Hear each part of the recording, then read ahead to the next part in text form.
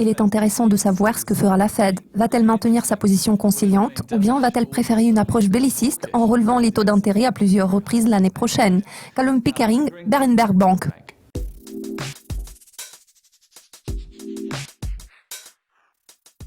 Lors de la réunion de la BCE qui a eu lieu la semaine dernière, Mario Draghi a souligné que la Banque centrale était prête, désireuse et capable d'agir. Le marché n'a pas montré de réaction significative.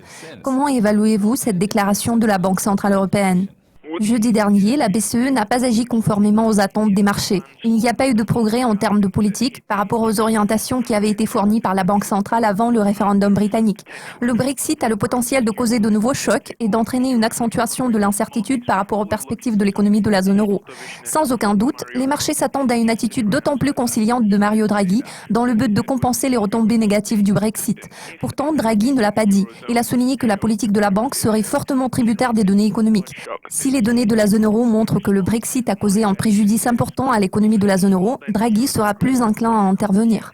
À mon avis, le degré d'impact du Brexit sur la croissance de la zone euro sera relativement modeste dans la deuxième moitié de l'année. La croissance tendancielle est censée ralentir de moitié. Si ce scénario se matérialise, il est peu probable que la BCE intervienne. La Banque centrale a déjà lancé un programme d'assouplissement quantitatif agressif et a introduit des taux d'intérêt négatifs. Elle a également modifié ses politiques internes.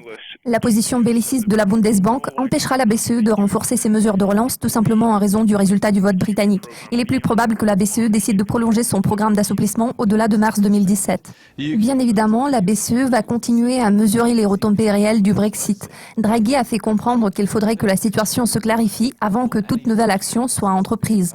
Le Brexit aura-t-il une quelconque incidence sur la politique de la Banque centrale européenne à moyen terme ? La BCE aurait sûrement besoin de réagir si par exemple il y avait des risques de contagion financière à travers la zone euro. En l'occurrence, je parle d'une éventuelle sortie de l'Italie de l'UE. Si le risque était important, la BCE réagirait sans tarder. Dans ce cas concret, elle pourrait décider d'élargir les spreads souverains, c'est-à-dire les coûts d'emprunt pour les pays périphériques qui pourraient être tentés de quitter l'UE. Imaginons que l'Allemagne décide de voter. Cela pourrait se traduire par une crise financière d'envergure comme celle que la zone euro a connue en 2012. Si cela se produisait, la BCE interviendrait immédiatement. Le scénario le plus noir me semble peu probable. Le vote pour le Brexit a posé un important risque de contagion. Maintenant, il semble que le pire soit derrière nous. La BCE reste vigilante, le risque est faible, donc il est peu probable que la banque soit contrainte d'intervenir. Ma toute dernière question est la suivante. Les bourses asiatiques ont clôturé en baisse jeudi dernier après l'inaction de la BCE. La position de la BCE se reflètera-t-elle sur les décisions de politique monétaire respectives de la Banque du Japon et de la Fed cette semaine ? Pour ce qui est de la Fed, sa principale préoccupation sera la volatilité des marchés financiers. L'économie américaine est en bonne posture, son rythme de croissance est en train de s'accélérer par rapport au premier trimestre. Le dynamisme regagne le marché du travail, il devient de plus en plus possible que la Fed se décide à relever les taux à nouveau. La seule raison pour laquelle la Fed hésite est sa préoccupation liée à la volatilité des marchés financiers. Le Brexit va très probablement causer davantage de volatilité. La Réserve fédérale n'a aucune envie d'aggraver la situation. À mon avis, la Fed va adopter une ligne de conduite qui devrait contribuer à modifier les attentes du marché en faveur d'une hausse de taux en décembre.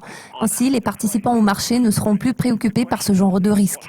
La question est de savoir ce qui s'annonce à l'horizon d'ici la fin de l'année, quand la Fed aura réalisé son double mandat.